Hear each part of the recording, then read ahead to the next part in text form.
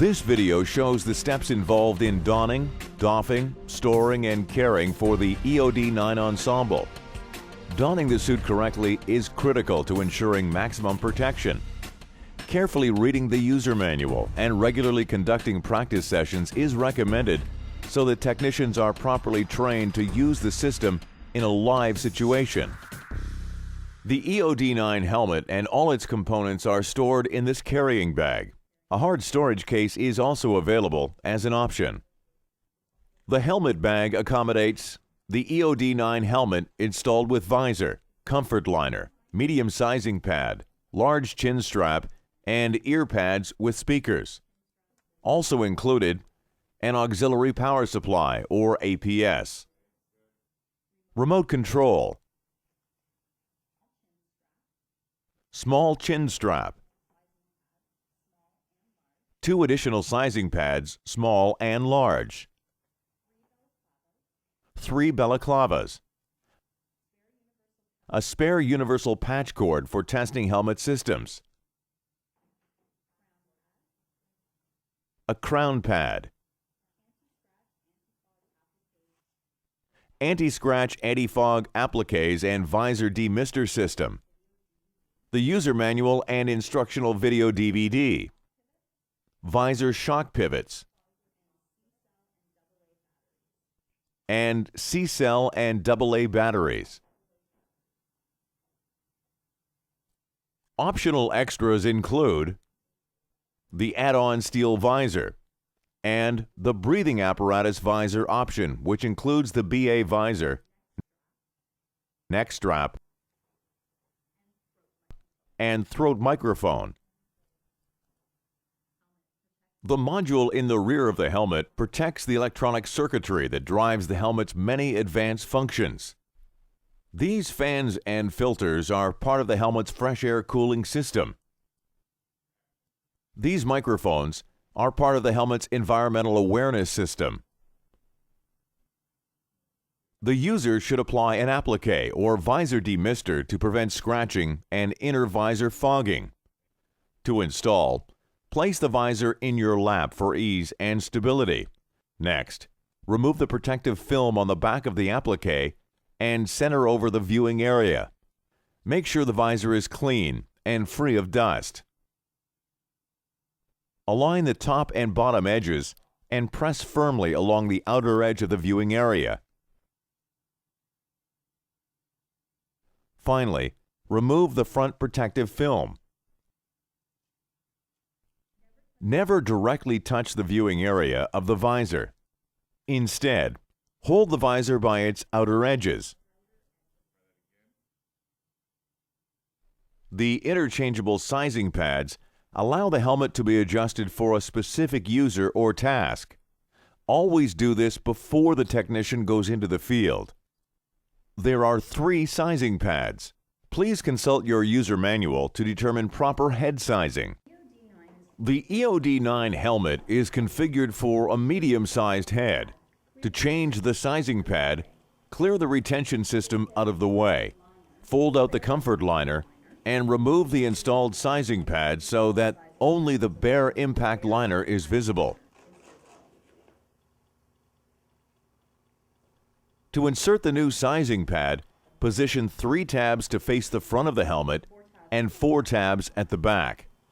Fold the front in first, followed by the rear. Finally, insert the folded pad, aligning the loop portion with the Velcro hooks on the impact liner. Allow the sizing pad to unfold and push in the comfort liner.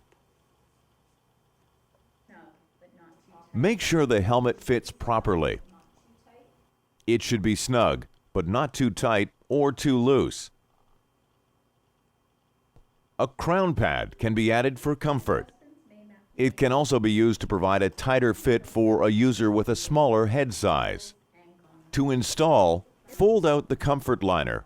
Place the crown pad on top of the sizing pad in the center of the helmet and fold the comfort liner back in. The helmet has 2 visors, the standard EOD visor and an optional BA visor system. With an appropriate undergarment and BA visor system, the eod9 helmet and suit are designed to work in environments with a biological or chemical threat. The BA visor accommodates many self-contained breathing apparatus systems, while allowing the technician full freedom of movement. To change the visor, unplug it from the mounting bracket. Then, push the green release button and raise the visor. Now, the technician can loosen the screws on each side and let the cover plates rotate out of the way. Gently pry the visor outward from the bottom and lift the visor off the helmet. To replace, position the new visor over the visor shock pivots. Next, lift the cover plates into place and tighten the screws on each side.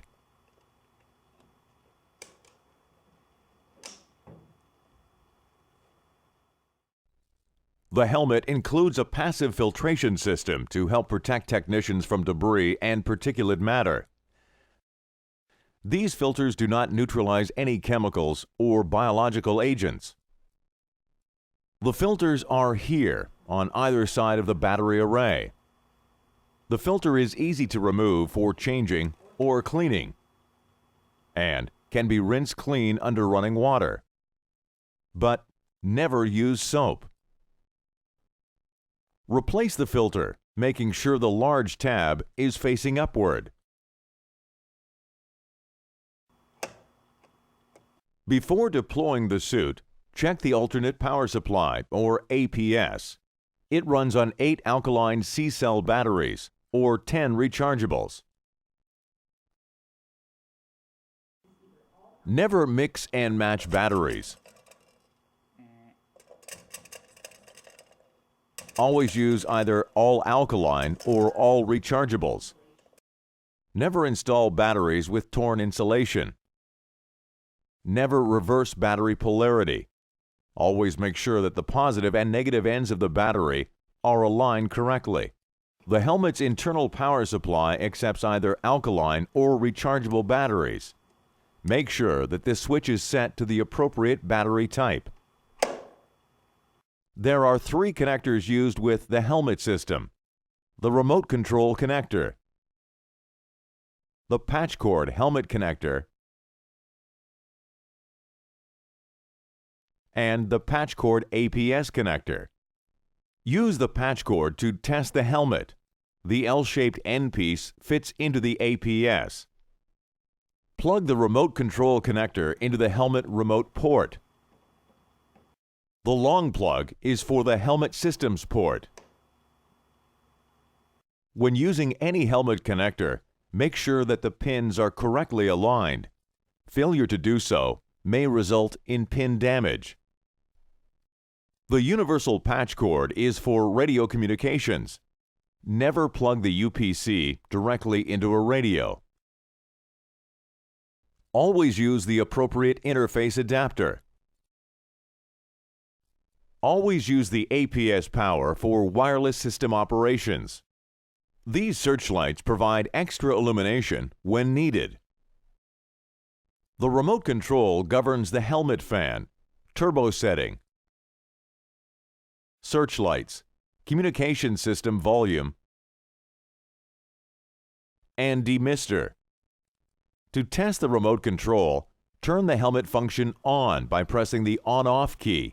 You will receive tactile feedback and an audible beep, confirming a successful action. You will also receive visual feedback in 2 forms. A series of default status indicators are illuminated: on-off status, battery charge, the audio function, and the helmet electronic status. All icons are illuminated in yellow for 10 seconds. As a safety feature, the helmet system will remain on in the event of an accidental remote disconnect. In the event of an accidental remote disconnect, remember to reconnect the control module to power off the helmet before storing. A green light beside the battery icon indicates that the helmet is operating with more than 75% power. A yellow indicator shows that between 25 and 75% of battery life is remaining. and a red indicator signifies that the helmet power is below 25%. For the helmet indicator, the green light shows when all systems are working properly, and a red light shows a possible malfunction in the helmet electronics. All battery level measurements default to the APS if being used. Be sure to remove the speakers from the ear pads before washing. To remove the ear pads, unplug the speaker jack on the interconnect housing. Detach the Velcro by pulling toward the snap, then hold down the plastic tab while releasing the snap. To remove the speaker from the ear pad, pull the overlapping cloth tabs. Grab the plastic speaker housing with the forefinger and thumb and gently remove. The ear pad is now ready to wash. To remove the comfort liner from the helmet, pull up from under the liner starting in the rear, dislodging the plastic tabs from between the impact liner and the helmet shell. Continue the process moving around the inside of the helmet until the liner is completely removed. The comfort liner is now ready to wash. To replace the comfort liner, align it to the shape of the impact liner. The side with 7 tabs should be facing the front of the helmet, and the side with 4 tabs should be facing the back. Starting from the rear, insert the plastic tabs between the interconnect assembly and the impact liner. Continue pressing the tabs between the impact liner and the shell until all tabs are inserted. To replace the ear pads, first make sure that you are using the correct left or right ear pad. Then, plug in the speaker jack to the interconnect housing. Fasten the snap and reposition the Velcro if needed. The eod9 suit comes in a soft kit bag that serves as a work surface while the technician prepares the components. It is always best to have an assistant help the technician don the suit. Lay out all the contents for inspection. The kit includes eod9 trousers with a built-in back protector and detachable boot covers, the integrated groin protector or IGP, metal hanger, the eod9 jacket, user manual, instructional DVD video, and grounding strap. The eod9 suit is available in 3 colors: olive drab, desert tan, and navy blue. Secure the grounding strap under the cooling garment. To install the remote control, unzip the preferred sleeve. Using the black loops as a guide, thread the remote control adapter and cable through the loop in the middle of the cuff. Continue feeding the cable up the sleeve and through the loops until it is installed. Align the remote control on the cuff and attach with a Velcro pad and strap. After zipping up the sleeve, route the cable through the inner lining of the jacket to the neck, inside the collar, so that it can be easily plugged into the helmet. Unzip the trouser legs. Make sure the zippers are in good working condition. The suit is now ready for donning. The assistant then helps the technician slip on the suspenders and lightly fastens the waistband.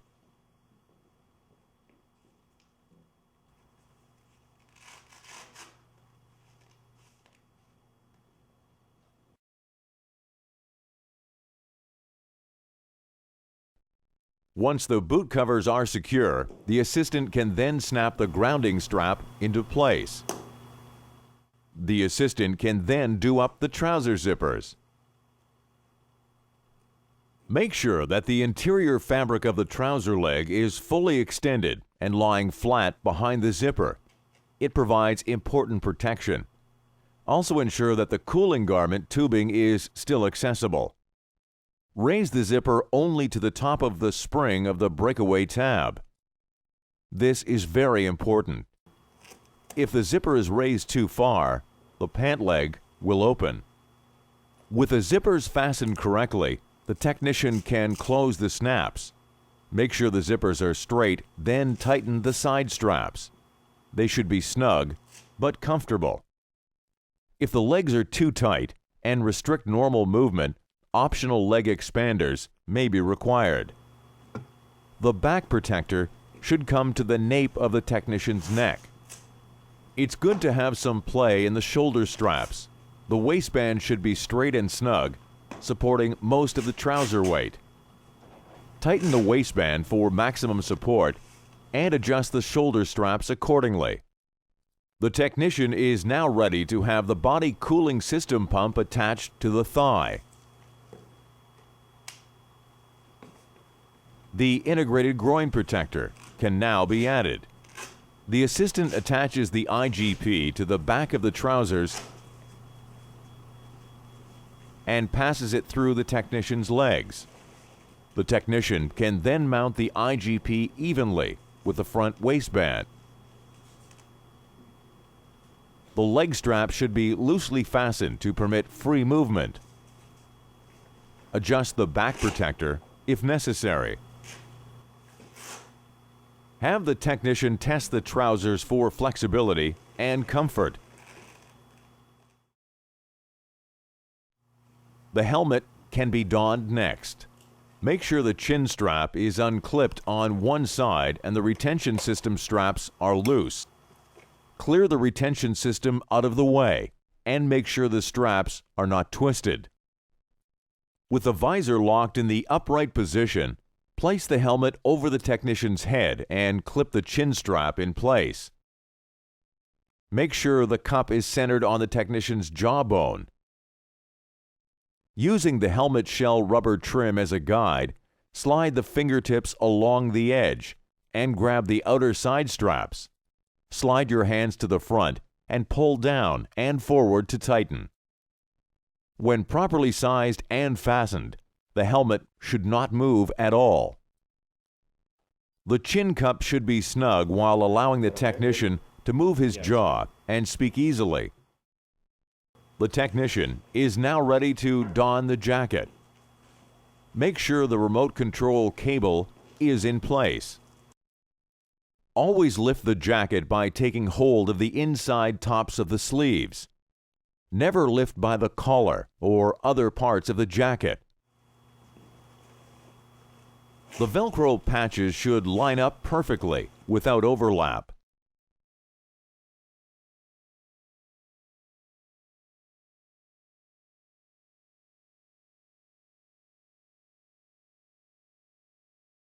When the Velcro strips at the back are equal and aligned, the assistant knows the chest plate is positioned properly.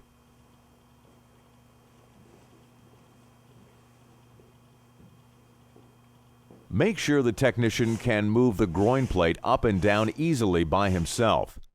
If the groin plate cannot be easily moved, adjust the Velcro closures at the rear of the suit. The remote control can go on either sleeve, according to the technician's preference. Fasten the Velcro straps covering the cable, and make sure the technician can comfortably reach and view the remote control. Plug the remote control and the UPC into the helmet.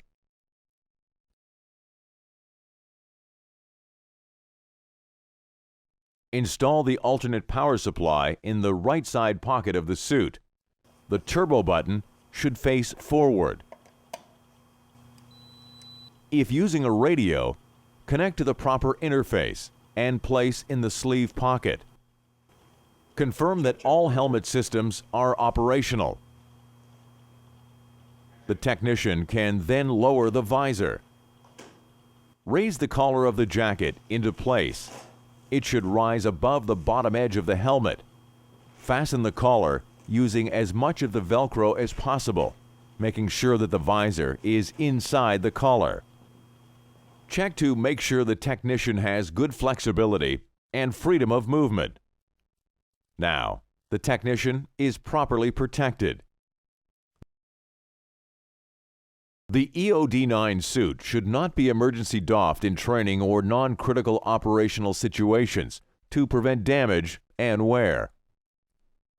With the assistant's help, first unplug the helmet cables.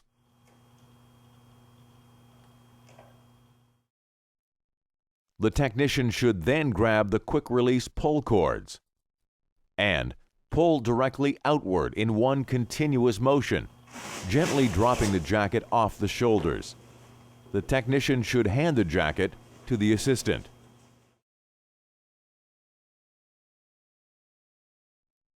Next, the technician should unclip the chin strap and remove the helmet.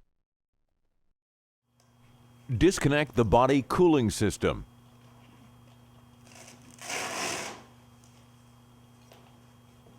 Unfasten the IGP at the front and sides. Push it down and away. Disconnect the grounding strap. Undo the snaps at the back of the legs. Lower the zippers, then kick off the boot covers. Unfasten the Velcro waist straps. Slip the arms under the suspenders and hand the trousers to the assistant. The eod9 suit offers a quick-release function for emergency doffing. Grab the quick-release cords and pull. Throw the suit off with the weight of the jacket, disconnecting the helmet patch cords. Unclip the chin strap and push off the helmet. Unfasten the IGP, push it down and away. Disconnect the body cooling system. Undo the snaps, then tug the zippers upward for quick release. Pull the sides of the legs 2 or 3 times and kick off the boot covers. Unfasten the waist straps, drop the trousers, and walk away. Remember, when doffing the EOD suit and helmet in emergency situations, the grounding strap and helmet connecting cables can be damaged. A hydration unit is available as an option. Please refer to the user manual for proper installation and usage. The eod9 suit can be machine washed with a mild detergent. Never use bleach. Remove all rigid and soft inserts before washing. Never wash the sealed inserts. Wipe with a cloth if necessary. When the suit is dry, replace the inserts, ensuring that they are positioned properly and that the Velcro seals are lined up correctly. This is important for technician safety. Packing the eod9 suit and helmet properly is essential to prevent damage in storage or transit. Remove the batteries from the helmet and APS.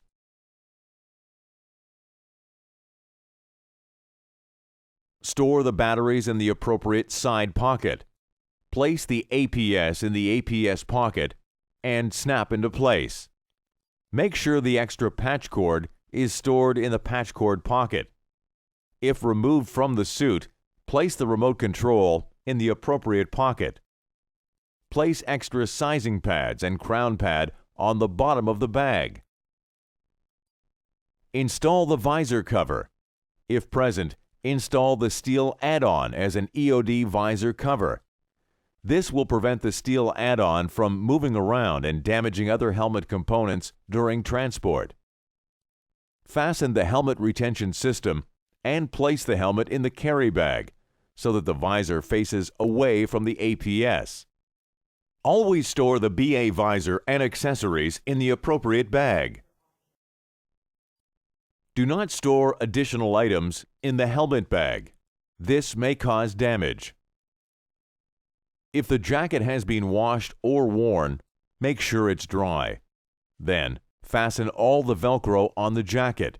Reattach all straps and snaps, and quick release closure. Lay both sleeves across the front of the jacket. Keep the jacket flat as the technician places it in the bag with the collar facing upward toward the handle. Finally, push the groin plate up so that it sits on top of the chest plate. This will ensure the jacket fits inside the bag. Fasten all Velcro on the IGP and lay it on top of the jacket. Straighten the trouser straps. Close all Velcro fasteners and all zippers and snaps.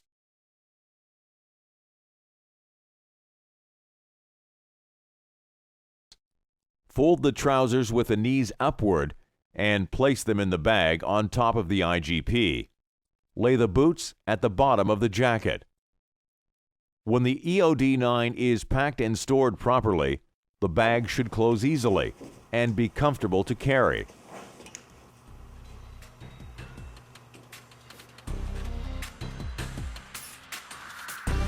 Flexible and easy to use. The eod9 suit and helmet ensemble marks another generation in Med-Eng Systems protective technologies.